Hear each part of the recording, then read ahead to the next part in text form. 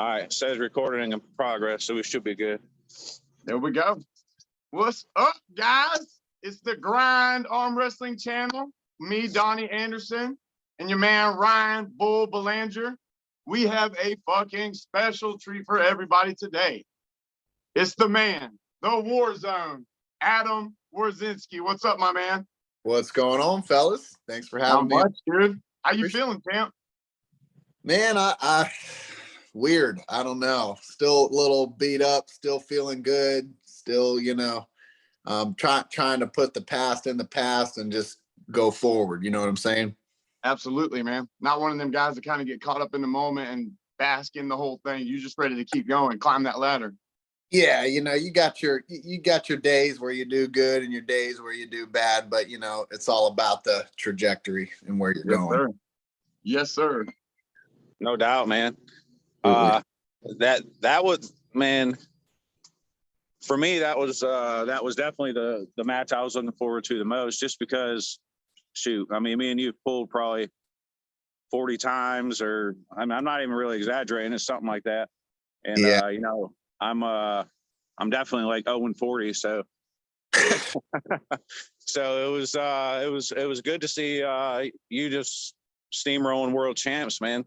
So I'm just like, made me feel a little better. Well, yeah, honestly, it really wasn't something I didn't know what to think or feel going into that match, just because of all the unknowns. You know what I mean? We really had usually when you take a super match, there's connections that you can draw. Look at his matches. He's pulled so-and-so. I've got experience with these guys. I mean, usually there's something. Here I really had nothing other than, I saw him wax Tony Katowski at West 1, and I'm like, and I've never pulled Tony, and I'm like, or anyone that's pulled him, and I'm like, okay, well, that really doesn't do me a whole lot of good. And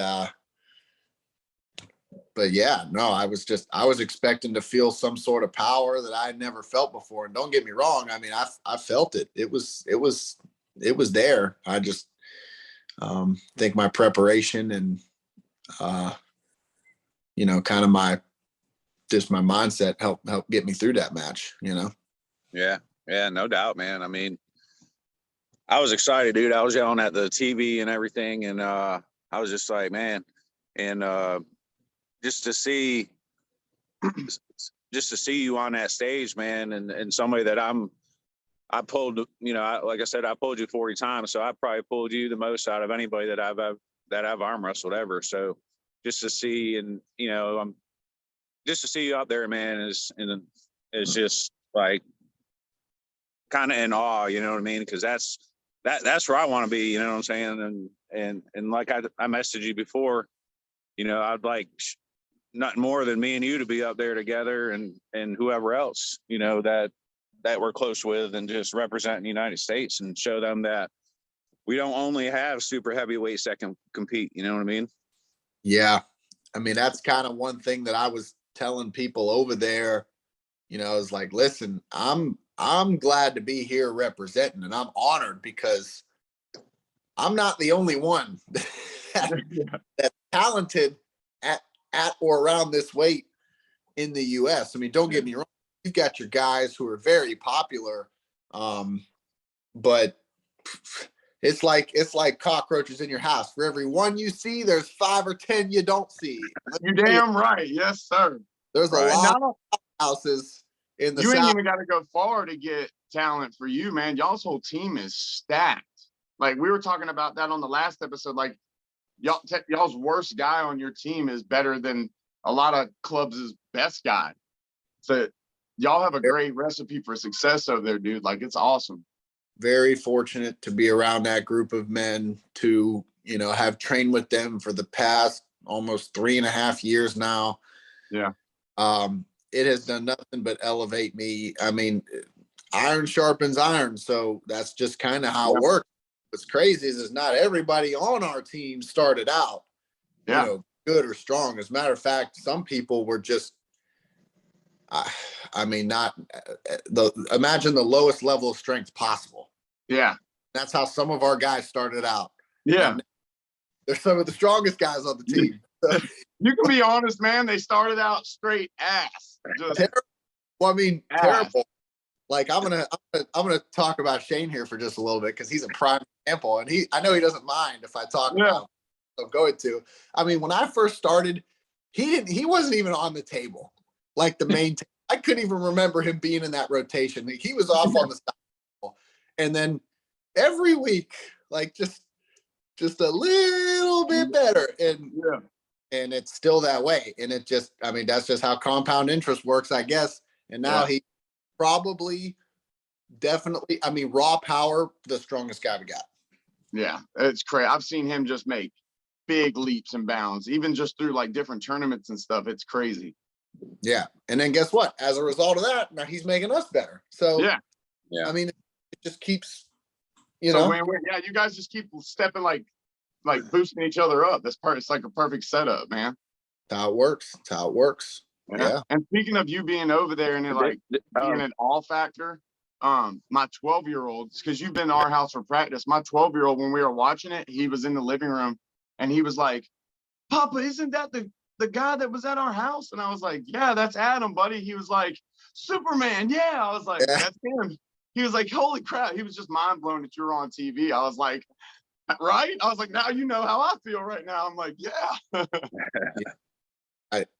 Listen, we're super honored to be up there. I mean, I've even gotten some people that are non-arm, like people that I don't even know that I've just seen out and about have came up and said, hey, I watched you, you know, I'm a big arm wrestling fan. I watched you on TV. It really changes your outlook. And yeah, dude, you're great. Like we were talking about you, our first episode, man, you're just like, not only are like your ability on the table as an athlete is above and beyond, but you as a person, you're just a great guy, man. It's like who better to have like represent us and talk. Like I'm like, yep, I vote Adam. Like you're just a great guy, man, and it just says a lot about who you are, dude.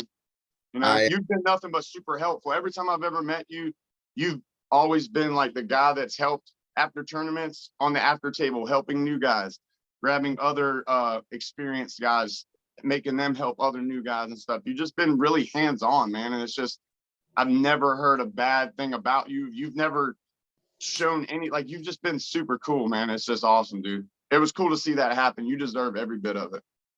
Thanks, man. I appreciate the kind words. I just try to help everybody out, you know, try to be a good person. And that's all you can do, you know, is serve others. Yep.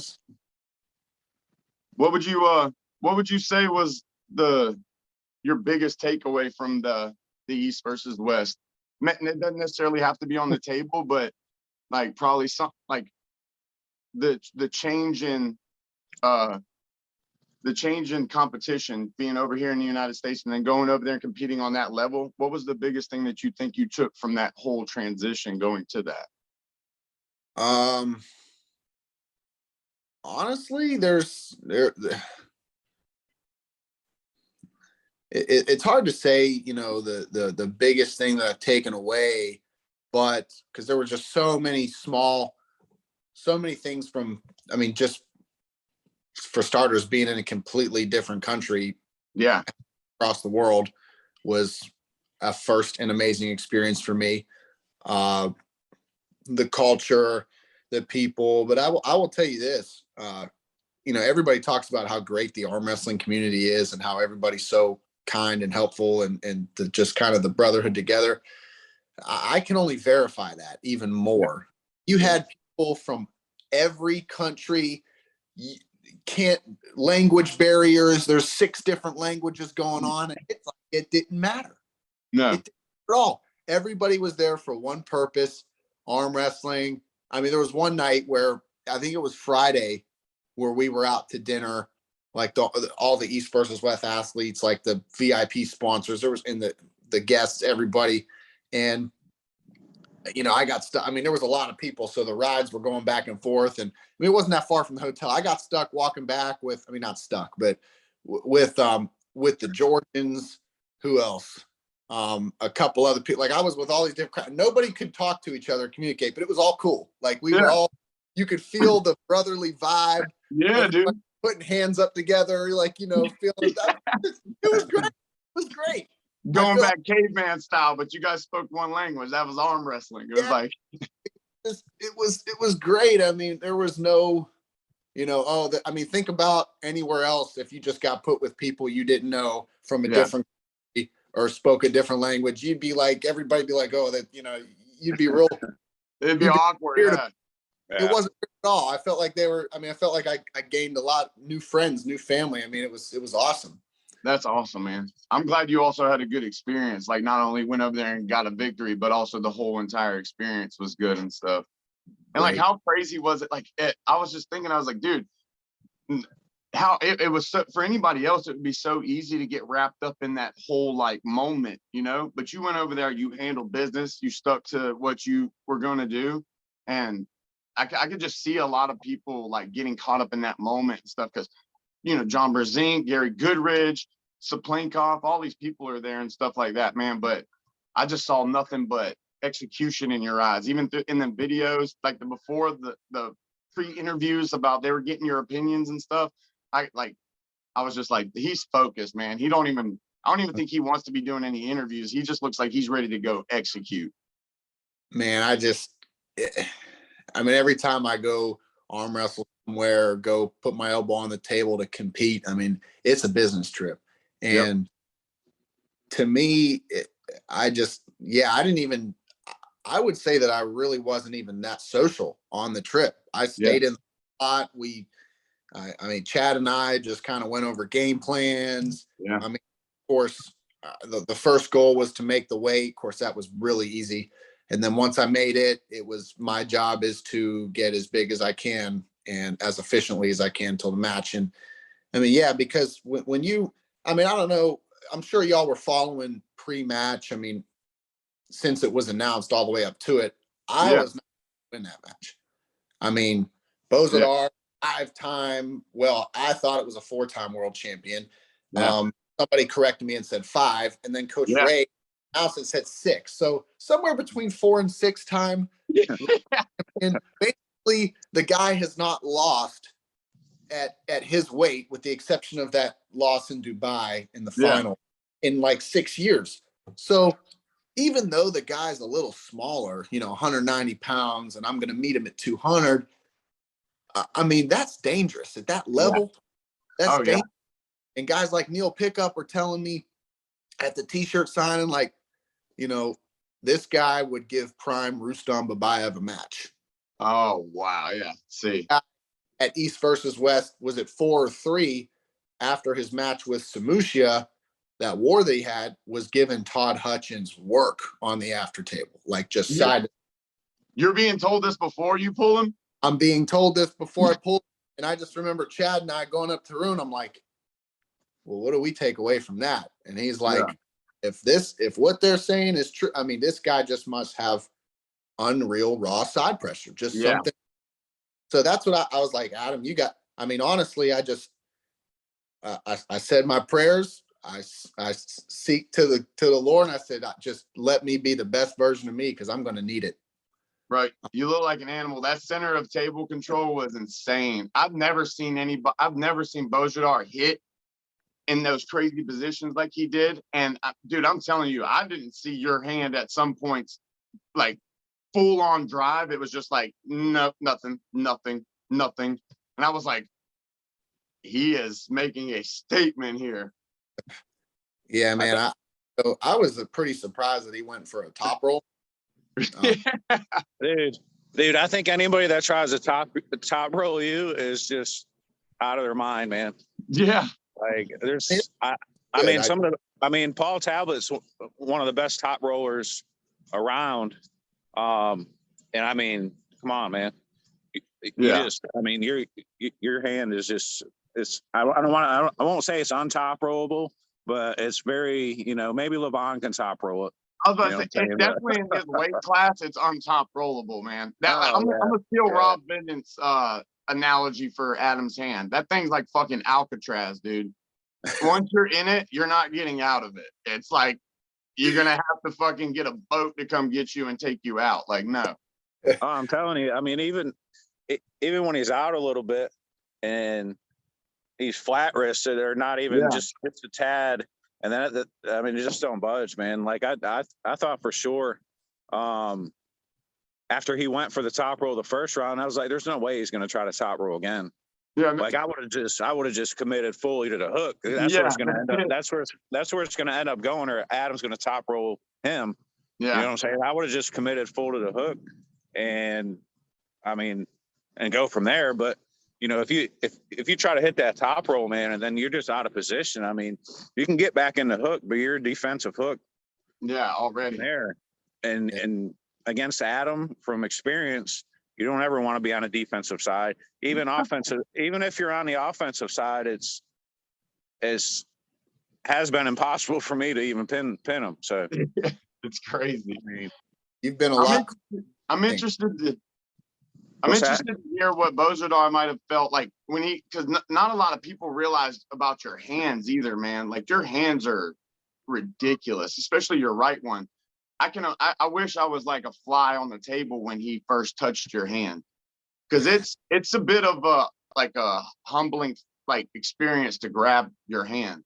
It's insane. It's like grabbing somebody that has a catcher's mitt on. I've been told. I wouldn't know because I can't really grab my own hand. Yeah.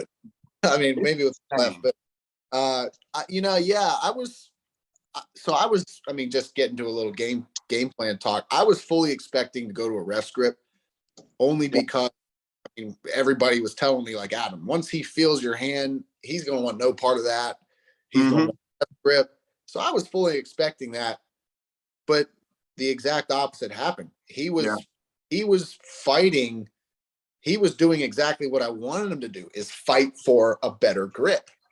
And in that process, I was able to use my hand and get a good setup. Now, I mean, I don't see the refs did a great job. There was no disadvantage. I didn't have a height advantage. I didn't have the thumb. It was all even, but I think he may have been a little better off going to a referee's grip, because I feel like he never felt satisfied. He was always trying to reach around, get higher, grab more, he was kind of trying to position his hand to get into my fingers a little bit better. And it didn't work for him. It didn't work. It only allowed me to utilize my hand more.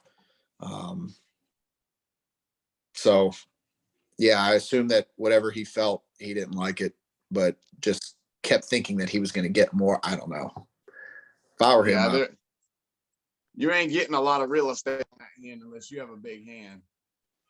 Yeah, and his hand is, and that's what I think hurt him too. I mean, I don't think anyone watching this match shouldn't discredit Bozadar at all. I think really what was the difference in this match was just the size overall, from the hand to the frame structure. I mean, and especially that everybody knows how important hand and wrist is in arm wrestling, and his hand wasn't particularly large, and mine is considered very large for my weight. So I think he was just overwhelmed. And it's amazing. I mean, if you're going to take away one thing from that match, it's the impact hand can have in an elite level match. Yeah. See, that's like, at any point in the match, did you feel like, because at one point you were containing him pretty well, and Ryan Bowen and everybody was like, I want to see Bozadar slip and get to the straps, because I feel like he'll do better in the straps. But guys like us who know you, I'm like, I don't think that's even a good idea there, because Adam's good in the strap too. And then, like, was that slip? Was that kind of like let me see where I can take this thing, or did he actually was able to get a slip? No, I was holding on. I wanted to pin him with his thumb. Yeah, I was holding on. I mean, it happened kind of quick, and if it were AAA rules, I would have followed it. But it's nowadays, if you're even in the center or remotely, you can pin yourself without even. Because I actually had that talk with you on the channel before, when we were talking about center of the table pins and just up for interpretation and stuff like that. We had a very good discussion about that. Yeah. So I followed it until I got, completely center. And then I still pushed down and he just kind of bailed. And I said, okay. I mean, I was being really conservative the whole match only because, I mean, I don't know if you remember round 1, I did surge pretty hard and Oh, I mean, yeah. he budged, but he didn't really move all that much. So, and it's kind of different when you're on that stage and you're getting real hyped up. You fill up with blood a lot easier and a lot faster. Yeah. I was getting kind of gassed, and I don't think it was from arm wrestling. I think it was just from the hype and the intense. And then I don't know if you know anything about Turkish coffees, but I had 2 before I got on that stage. So level was through the roof. And Yeah. I was like gassing out a little bit. I said, okay, I'm not going to gas myself trying to pin this guy. I'm comfortable playing defense. Let me just play defense. Yeah, there you go. Yeah, that's not how you should be very aggressive in a match. But yeah, it was just a feeler thing. But I was watching Joe. You reminded me of Joe Rogan's podcast just now. I forgot the guy from The Sopranos when he was like, "Have you ever been to Dunkin' Donuts and had that fucking Bulgarian coffee?" He's like, "It's fucking meth in a cup, baby." And I'm like, I can see you over there just downing Turkish espressos and stuff. Listen, it's funny. I ought to send you a picture. I ordered a coffee over there thinking it was just going to be coffee. It was like the first morning I was there. They brought out this little teeny cup on a plate. I mean, I took a picture next to my hand and it was like, I mean, it looked like this little teeny, little plastic cup. Yeah. Yeah. Spaceship orbiting my hand. And and Chad got one too. And watched, you drank that. He grabs it and the fucking handle breaks off. little teeny little like a teacup. Boy, but I'll tell you what, that was some of the best coffee. I bought like a whole thing of Turkish coffee, and my girlfriend makes it. I don't think I could ever go back to regular. Yeah. Oh, it's that good. Yeah, it's that good. That good. That good. It's probably trying to get my damn volume to work. For some reason, I had a phone call coming in, and now the volume's really low on my stuff.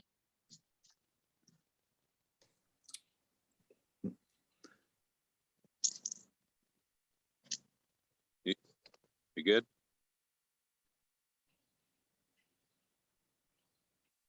Anyway, Adam, whenever you were, I heard you say to Boji that about his iron elbow. Is there something that you felt, I guess, within maybe when you applied that side pressure is when you felt that in that first round?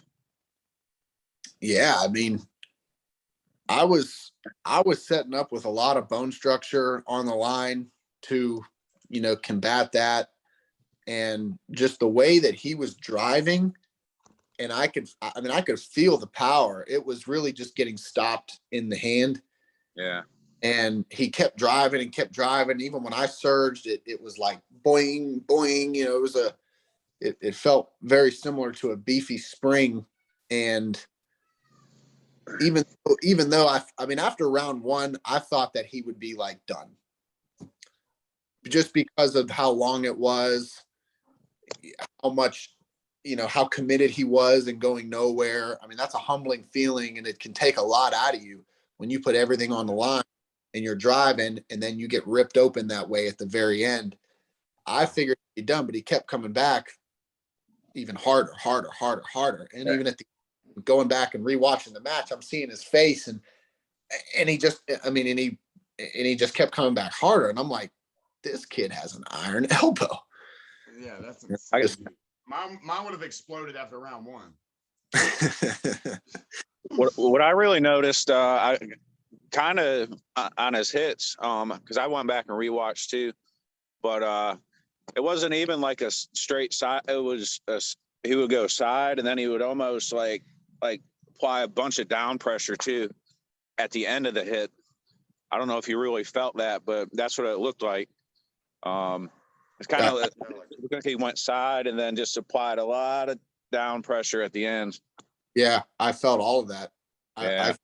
I felt the crank on my hand. As a matter of fact, the bottom part of my hand right here, like that fleshy little, that was very sore for the next 2 days. Yeah. Because because of the way I was, here and he's cranking down, and I guess, yeah, he was trying to crank through that. It was, I felt it. Yeah, it definitely looks like a powerful move and angle, or vector, whatever you want to call it, Yeah. to kind of hit. But your bicep is so strong, man. It's yeah, I don't know. I don't have an answer.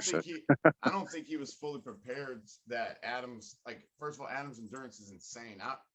And during the match, the whole time I kept hearing everybody talking about, I'm talking Coach Ray, Ryan Bowen. They were like, Adam is probably one of the most impressive looking arm wrestlers I've seen. And I'm like, yeah, it's like, but he has the strength to back that up too. It like matches the look, you know?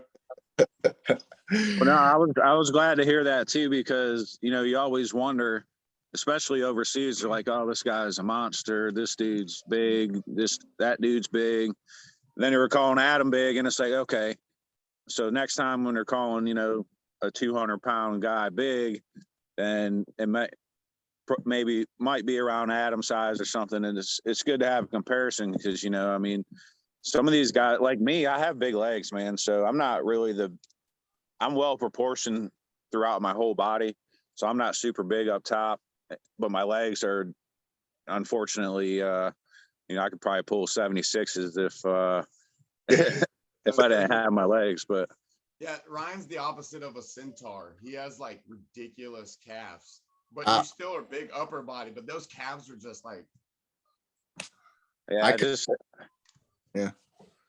it don't make any sense, man. But I mean, I think I'm well proportioned, but yeah, I'm not. I want to never consider being big unless you're talking about my legs. But but yeah, Adam, I mean,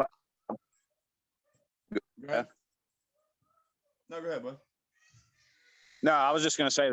I was just gonna repeat that it was just good to have a comparison, to a visual comparison to somebody that you're talking about size wise, because you don't ever know. I mean, you go over there, man, and somebody could be 200 pounds and they're like Richard Lupke or something, maybe not that big, but you know what I'm saying?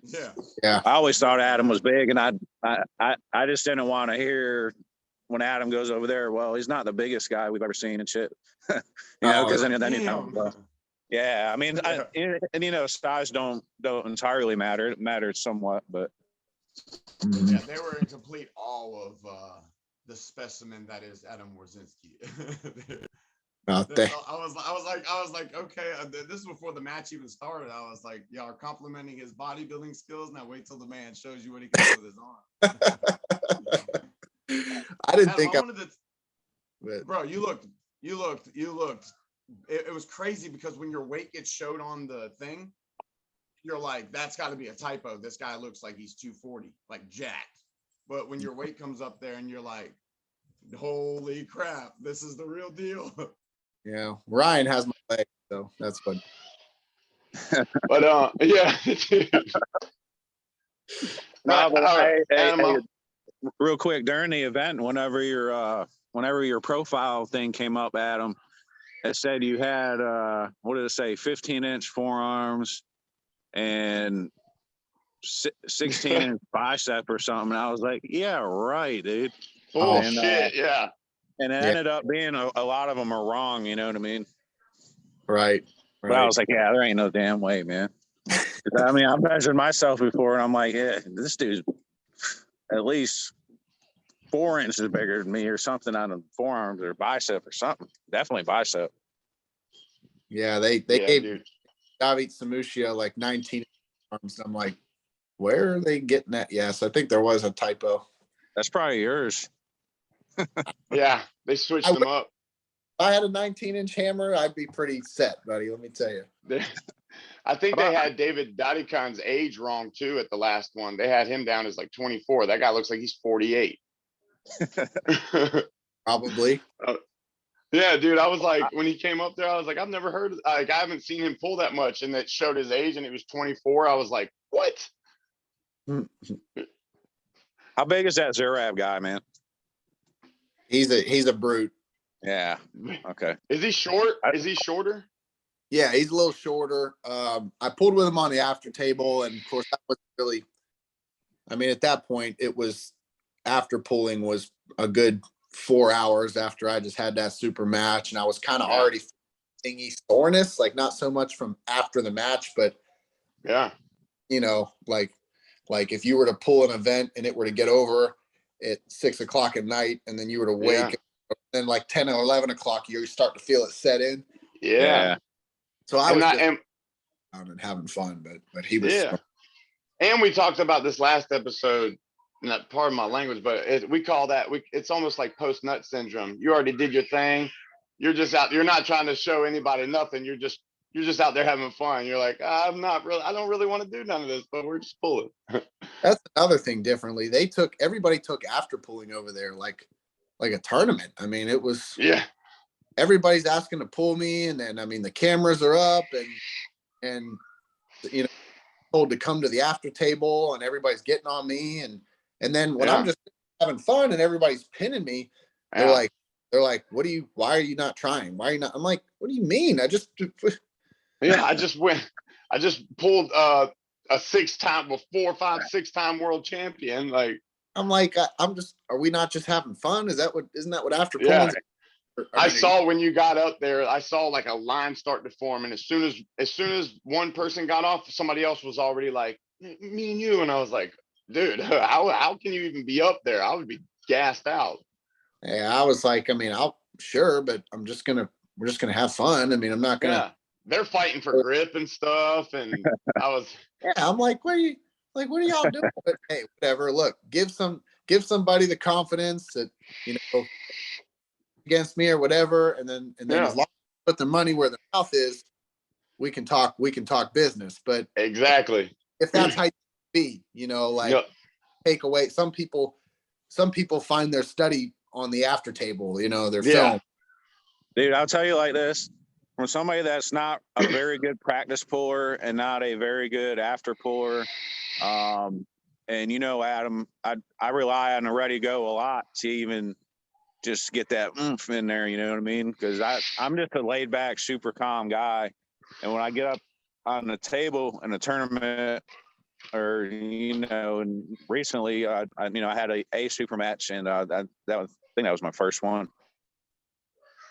No, I pulled Paul Walther like last year, but anyway, I definitely need a ready go if you want any kind of close to top performance from me. You know what I mean? So, sure. I mean, I don't take nothing from the after pull or practice table or anything like that.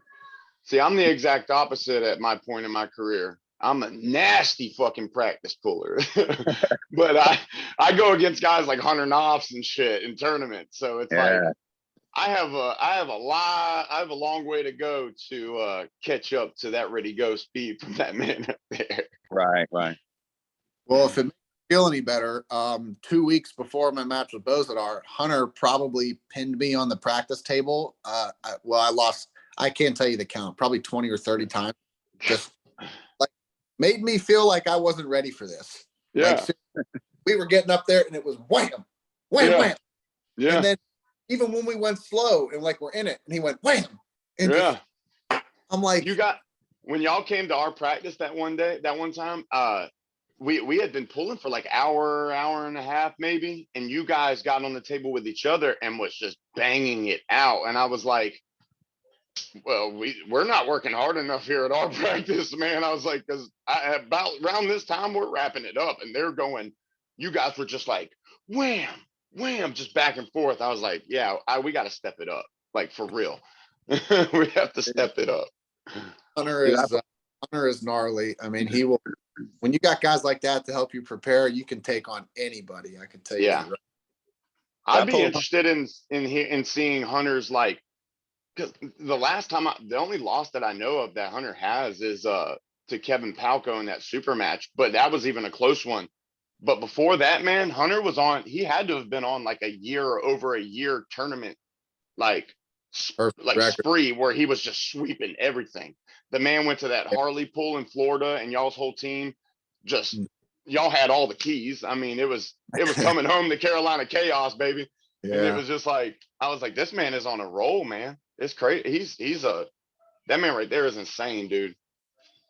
I want to That's give another guy that's super nice and super humble, and it's just he always is giving me help and giving me advice and stuff. Another great guy. Yeah. Yeah, Hunter's a tank, man. I pulled him in the overalls, and I don't remember what year it was. I think it was the year that you pulled Robbie, Adam, maybe 2021, 2020, 2021. It might have been that year. Anyway, you didn't compete, so I ended up winning the weight class. And Appreciate that. yeah, right. And I pulled Hunter. He was the last one I pulled, man. But I knew I had to be quick, so I set in the hook quick, and I actually kind of beat him to the punch.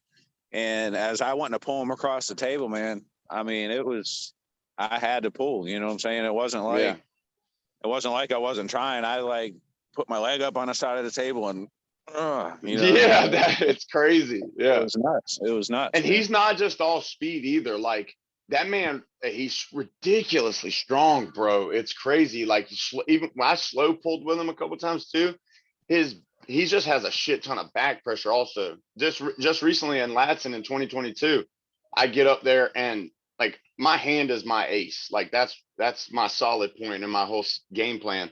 And I get up there and I was gripping up with him, and I tried to do something stupid, and I was like fighting him in the setup and pulled back a little bit, and he looked at me and smiled and just gave me, and he just pulled me back over, and he like nodded his head like that, and he was like, yeah, and I was like, fuck, man.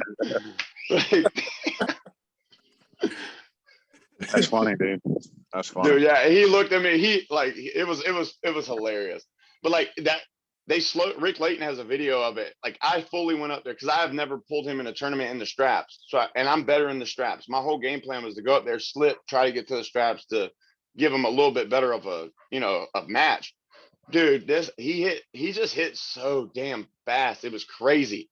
Like I thought I was early on the go, but apparently not, man. By the time I slipped, my hand was already way too low, and I ended up punching myself in the nose and making me look stupid. And I'm like, damn it. I just shook his hand and walked away. I was like, yeah, we knew how that was going to go.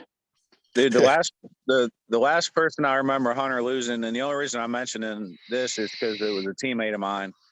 And I think it was maybe Carolina Carnage or the first maybe Southeast Championships was I don't know if you know who Tim Smith is, Adam, but he's a teammate of mine on and off, and he hits like a ton of bricks too, man. It's very tough to hit.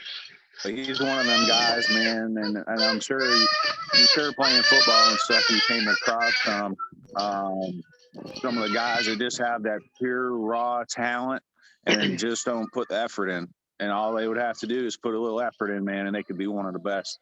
And that's Tim. You know what I mean? When he's training and shows up, he does good, but it's rare when he trains, you know. Right, yeah. right. Tim's the first pro that I actually ever pulled at a local tournament in North Carolina. And I didn't even know who. Oh man, I didn't even know who he was. He just showed up in like army pants. He was like a little. He was dressed like a mini Devin Larratt. He had like cargo army pants on, some like cross trainer running shoes, a military shirt, and a hat that was pulled down like the Unabomber. And he just like I didn't know who he was. I went up to the table, started gripping up with him, and then dude just straight whoop. I was like, who is this guy? I go over to the sidelines, and everybody was like, oh, that's Tim Smith, man. He's like nationally ranked guy, blah, blah, blah. I was like, oh, okay. So I don't feel bad. Well, that's the thing. Well, I mean, that's the thing. He just, I don't think he cares enough about it anymore. Yeah. He's a super religious, like family guy too. So, but I'd like to see Hunter and him go at it again. Because, I mean, that's Hunter was really good then, but I think Hunter is definitely leveled up. You know what I'm saying? And I think it would probably be a little different of an outcome. And I think Hunter would probably win it, but I think it would come down to the speed. You know what I mean? Yeah. I think Hunter's definitely got him now by a good bit. That lack of experience, and Hunter's just been pulling I mean, over and over and pulling great, like good people. You know, it's not like Yeah. he pulls busters at these tournaments all the time. Like he's pulled Alan Fisher, Kevin Palco, Dalton Bumgarner, Dalton Duncan, all these people. Like he's out there getting it. He's one of the best in the country for sure. Yeah, he definitely needs to be ranked higher than what he is in the hook rankings. I agree. Yeah. Yeah, he'll get there. Time will settle that out for sure. Oh yeah. Adam, I did want to talk to you, man, about what was that experience like having Chad Silvers over there, man, with you? You know, just having your man, your coach, just Chad's such a good guy, and I just want to talk about that a little bit too, like how that was as far as for you, and what did Chad think about it and stuff like that? Because back when Yeah. Chad pulled, I mean, Chad's a well-known puller. I mean, everybody knows Chad. I mean, but back then, like arm wrestling's evolving so much. I'm curious to see how it was for Chad also, if you can give us some insight on that, like what it was like for him to travel to Istanbul and be there with you and all that stuff.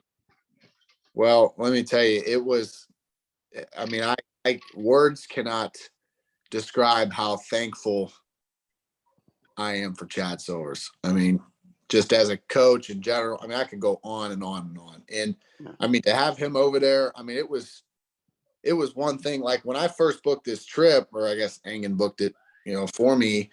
I mean, I was going alone, and I was like, I mean, I wasn't concerned or afraid or anything, but I was like, well, this is weird. And then we got some sponsorship to get Chad a ticket to go over there. And I'm like, I kind of felt it was kind of my Rocky moment going overseas. Like all right, yeah, we're coming. And there we go. I mean, just to have Chad there with me, my coach and mentor, and for me, it was, I think, the difference. Yeah. Oh, Chad's I know the guy that helped you write the blueprint, man, to be there. It's like his support is unlike any other. It was great. And then let me tell you something else. I mean, everyone knew Chad over there. Yeah. Everyone knew. Matter of fact, like when we went everywhere together, of course, but like when we walked into the hotel, people were going up. They didn't know who I was. They were shaking his hand. Silvers, Howard, good to see you. I mean, whatever he did from 1986 or 4, his first world championship in Greece, till when he stopped going overseas in like 2008 or 12, he must have did something, because everybody, See, that's awesome, man. I first met Chad in 2020 at the Latson tournament. He was staying at the hotel across the street from the Latson tournament. Kirkland Prince was pulling Joe Rogers for the left-handed belt, and I went there to see that. And I remember checking into my hotel, and Chad was getting off the elevator. I knew nothing about arm wrestling at this point, just, Devin Larrett, maybe some schoolboy stuff at that point. I was getting into it, and I just seen this guy getting off the elevator, right? And I turn around, and he looked like a fucking jacked up bodybuilder, like power lifter. And I turn around, and it said Silvers on the back of his shirt. And I'm looking at my wife. I was like, that's got to be somebody for the arm wrestling tournament. Like, he's got to be. So I go up there and I start like searching his name, and all this stuff starts popping up. And I was like, holy crap. So that's how I got introduced to Chad. And it was like, I got to see him before I knew who he was. And it was cool, man. Super nice guy. Every time I've seen him, I've, just told him congratulations on his team and just everything that he's done, in his career. And he's just a great guy, dude. Like, it's awesome. Yeah.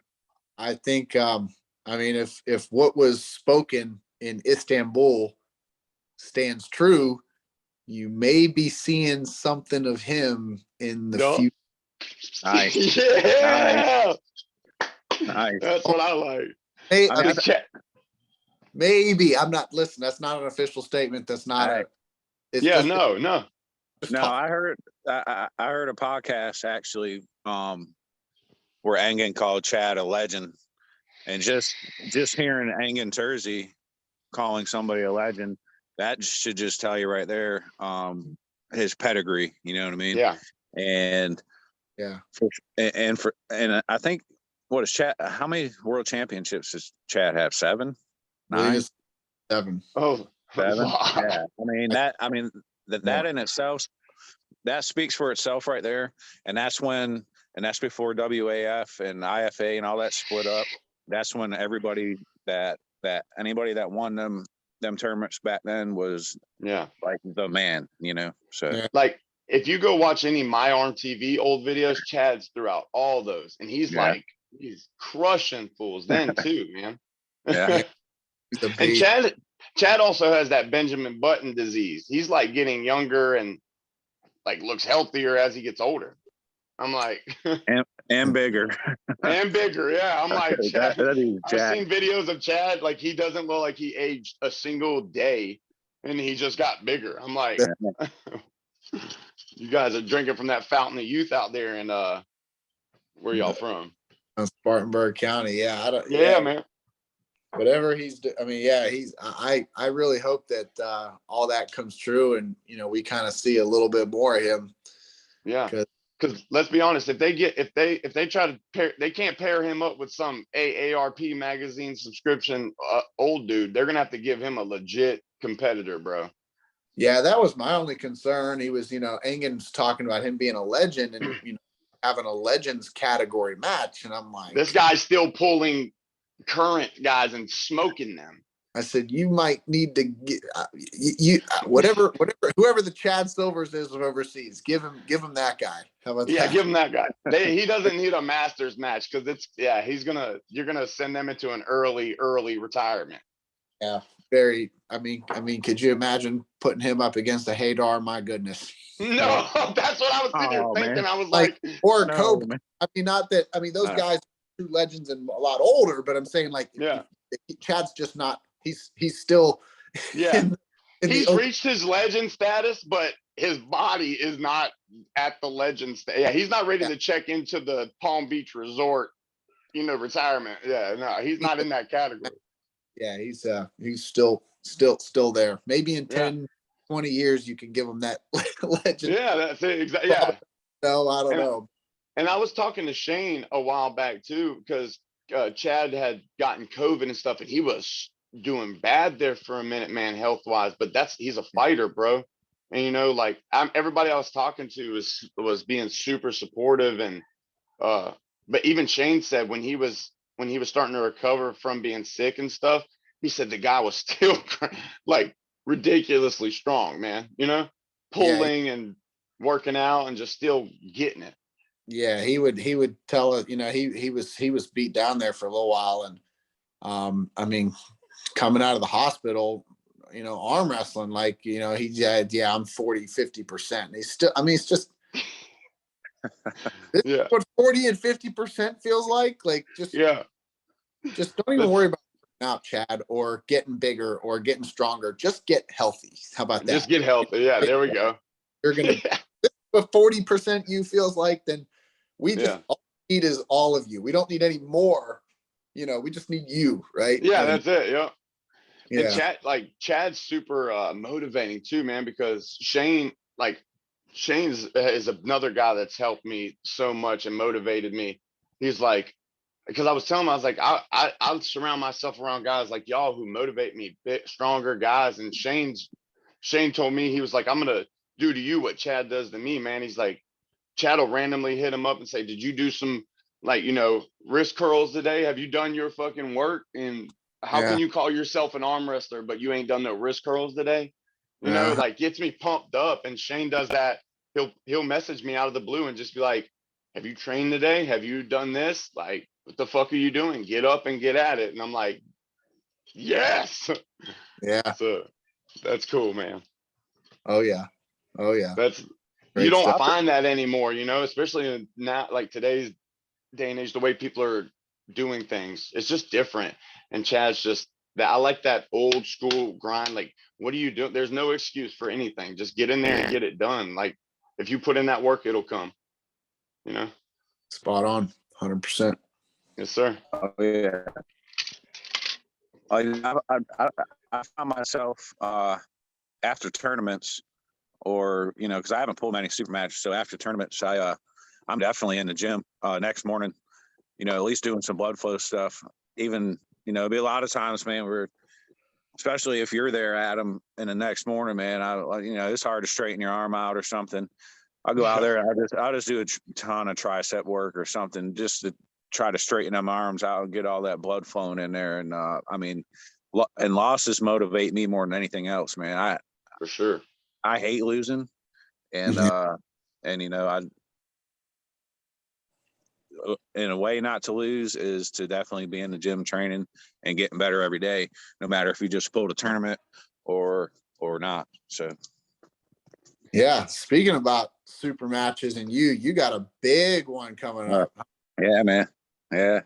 I was excited. I mean, I'm not really on Facebook much anymore. I don't have it on my phone. But I saw that match, that flyer. I was like, I mean, I don't get excited about many super matches, but let me tell you, I got excited when I saw that one. Yeah, man. It should be a war. I pulled Brandon Moody a couple weeks ago in a super match right-handed, and the day after I was in the gym, and I'm in the process of just tearing myself down. You know what I mean? Because I was gonna go to Alabama State's. I was either gonna go to Alabama or the 98% tournament in Jersey, or I was in, and I think I was going to go to that one. So I was in the process tearing myself down. You know, when I get to a certain point, I think I've talked to you a little bit about it. I'll get to the point where I'll just get steamrolled by everybody in practice eventually. You know what I mean? Because I'll be so beat up, and then I'll start my kind of deload.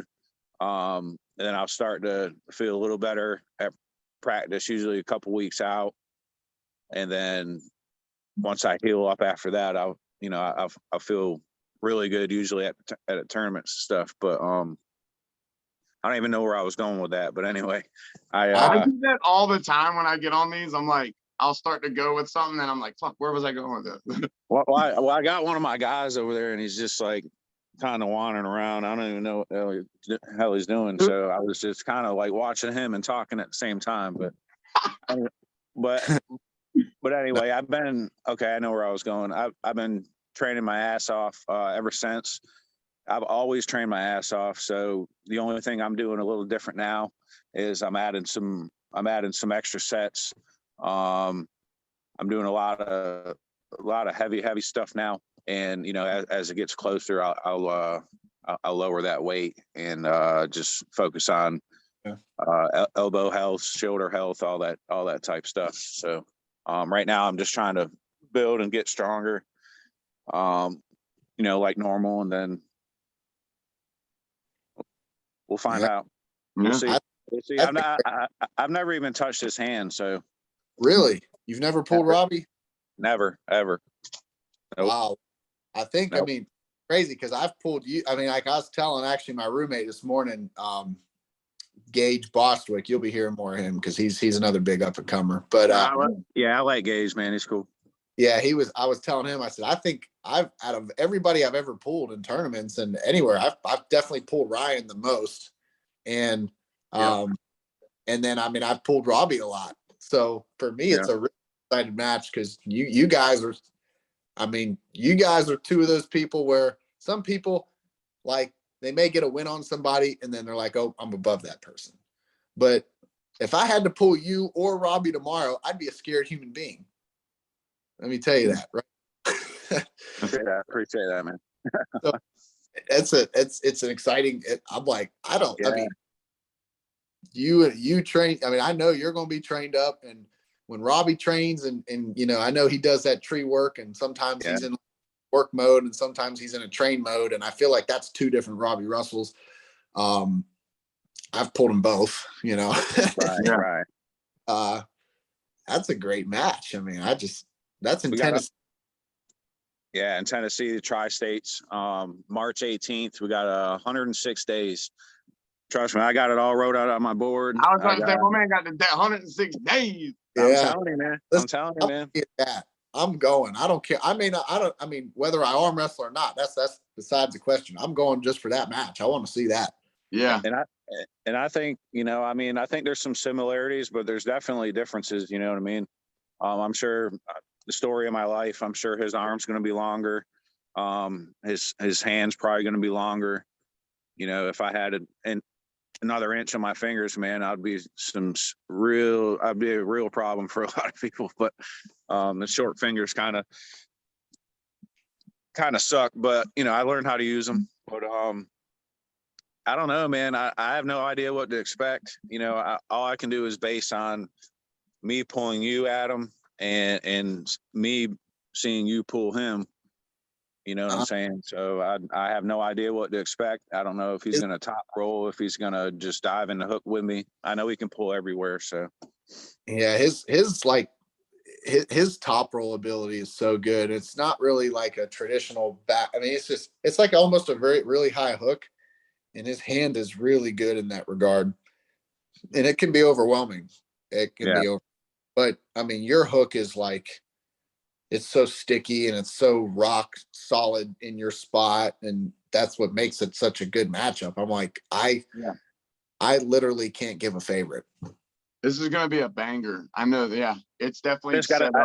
I just got to get there. I just got to get to my spot. You know what I'm saying? That's Well, you're coming to practice in my house Sunday, right? Yeah, most definitely. 2? What's up? I said, Donnie, are you going to make it too?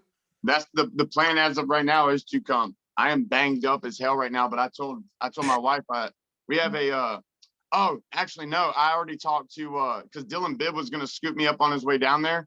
So my personal company that I do and like operate, my wife put us in a fair or a parade on Sunday at 3:00.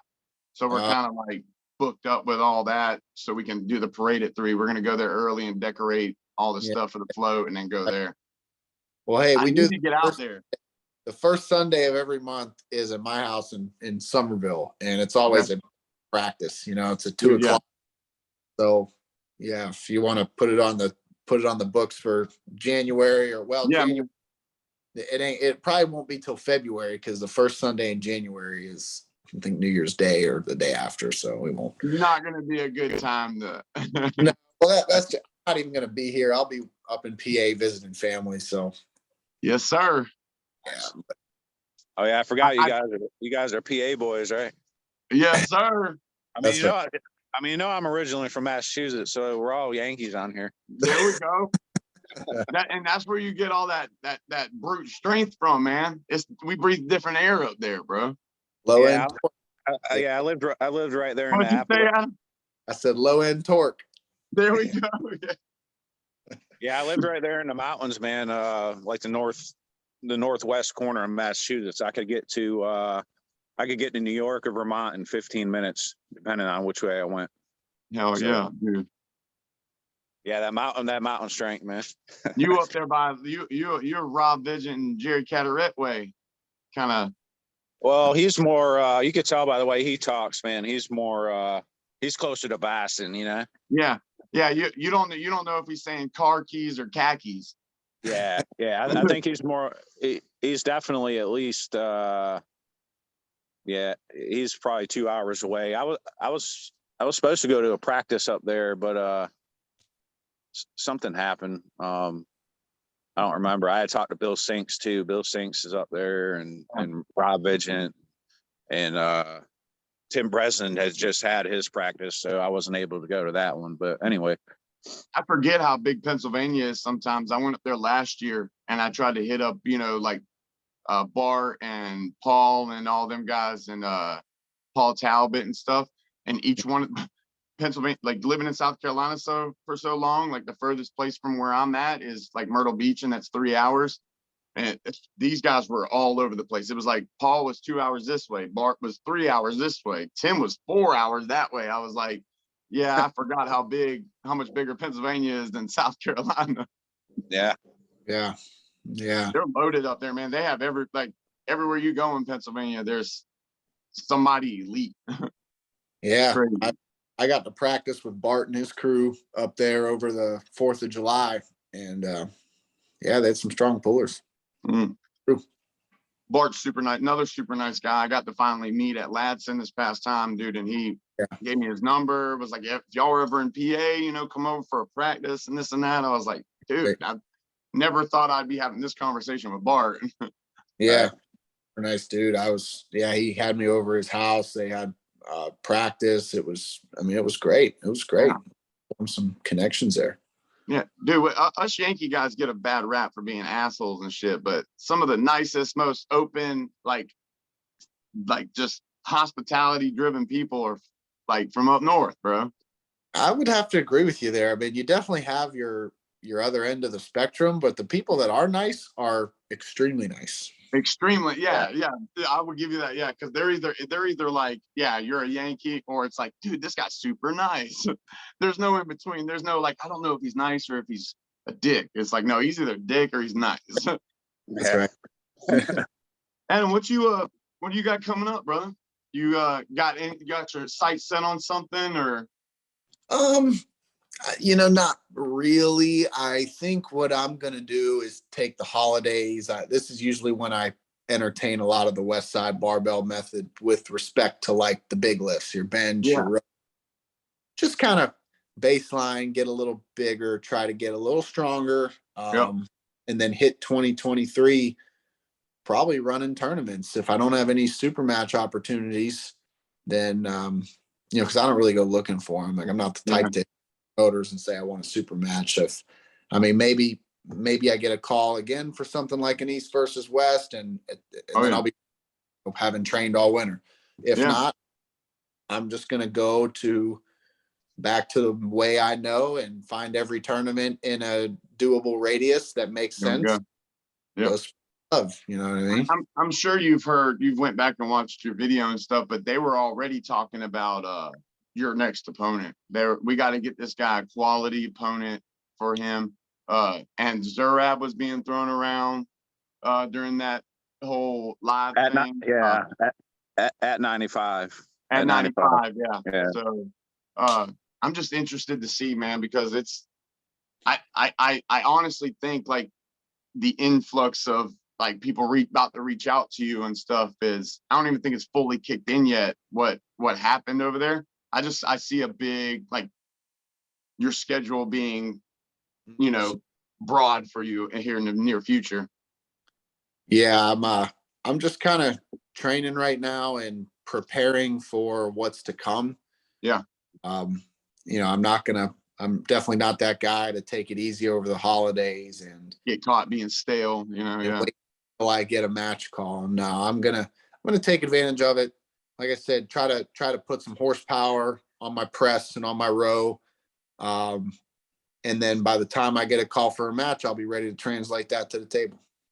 There we go. Dude, real quick, I'd like to see you and Zurab at that weight. I think is a good match or a great match. I think you and like somebody like Zoloev.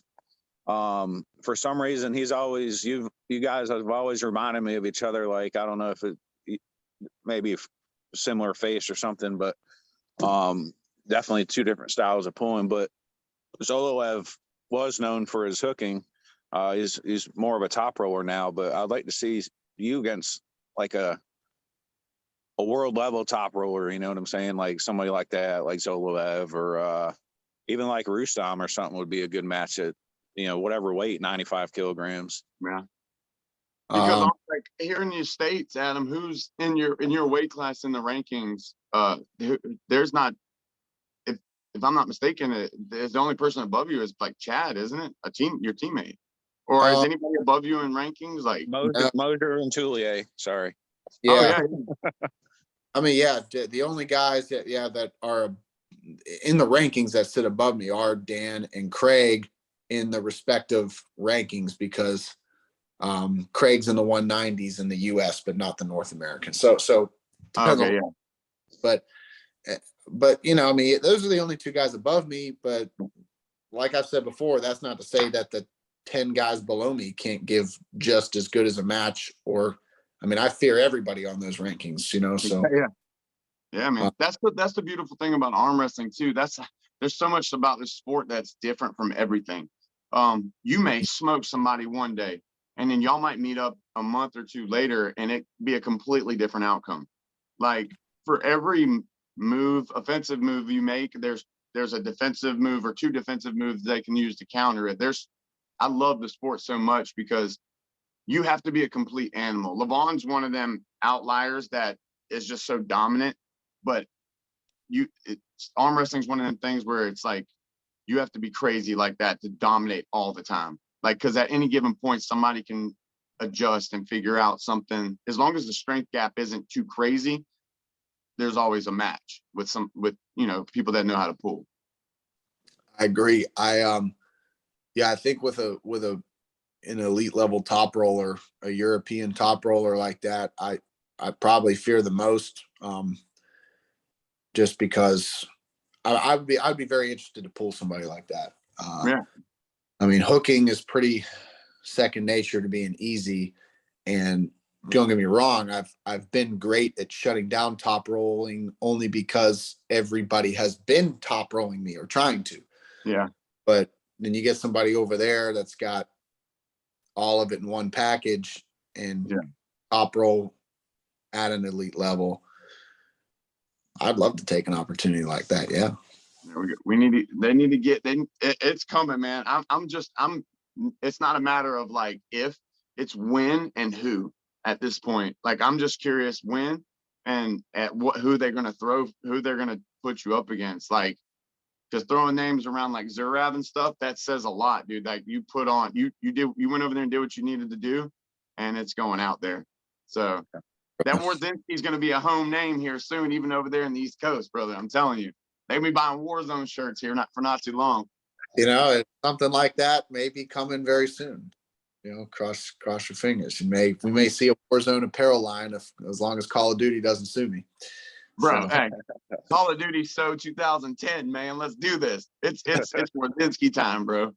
Right, for sure. Talking about, yes, sir. Yeah, man. Well, I mean, unless Ryan, if you got anything else, man, I don't want to keep up any more of the champ's time. I want to wish you the best of luck, man. And like, it's a pleasure and an honor to call you a friend and somebody that I've learned from as like a mentor. I look forward to seeing you do big things, man, especially as a Pennsylvania native and stuff, dude. I've been rooting for you since day one when I met you. I said it before, and I'll continue to say it. There's not a better face person to speak up and help put the sport out there, man. You can, no matter what, at the end of the day, you're a benefit and just a blessing to the arm wrestling community, dude. And I'm so thankful for that. And just thankful that you came on the show and we got to talk to you and stuff, dude. It's awesome, man. Man, guys, I appreciate it. I mean, at the end of the day, my real inspiration is the guys who look to me for the call to go over there and represent. Yeah. I mean, all glory to God. I couldn't do any of this without his strength. And, I just, I'm very humbled to be in the position and where I'm at.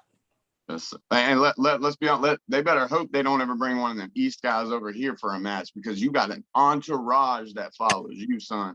Bro, they ain't ready for the Wawrzynski family at an event.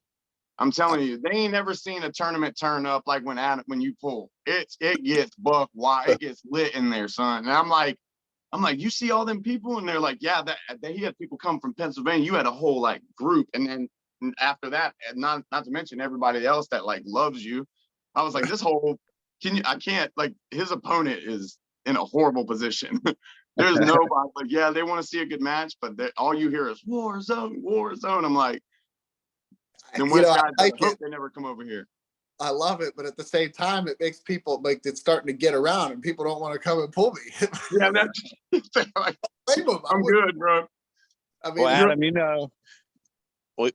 if you can't ever get a match and you're looking for one, man, I'll definitely pull you, man. But try not to put too much money on the line. You know what I'm saying? Yeah. We could throw like $250 on the line or something. Look, no money required for you, brother. That's sweet. We will. I'm sure we'll see each other probably 40 more times within the next, 4 months or something. Especially as active as both of you guys are, it's inevitable. Well, actually, I'm not doing nothing except training to the 18th. I mean, obviously we will pull Sunday, but and then I guess February. But yeah, I'm not doing nothing. no tournaments, no nothing. I'm just concentrating on Robbie. And but after that, yeah, man, I'll be traveling to some tournaments and stuff, and I'm sure we'll meet up. But yeah, it's an honor to talk to you, man. You're you're doing big things, and 2023 is going to be big for you. And I will go out on a limb and say it's going to be big for me as. It's big coming up. We got a lot of things coming from the South, that's for sure. Yes, sir. Guys, if y'all liked everything that we did today, y'all please, first of all, go follow Adam, everything that he does. Check out all of his YouTube videos and stuff. Whatever he's involved in, please support it, because this guy he's only going to make arm wrestling better. And not to mention, he's a great guy. Adam, we enjoyed it, brother. For real, dude. If there's anything we can do for you, be more than happy to help, man. Whatever you need. Keep on training and keep getting better. That's all I could say. Yes, sir. We appreciate it, champ. Thank you very much. You guys are Thank awesome. you. You too. Have a good day. All right, you too. Can y'all hear me? Well, that was fucking dope. Later, buddy. The volume I can't hear. I took my earbuds out too.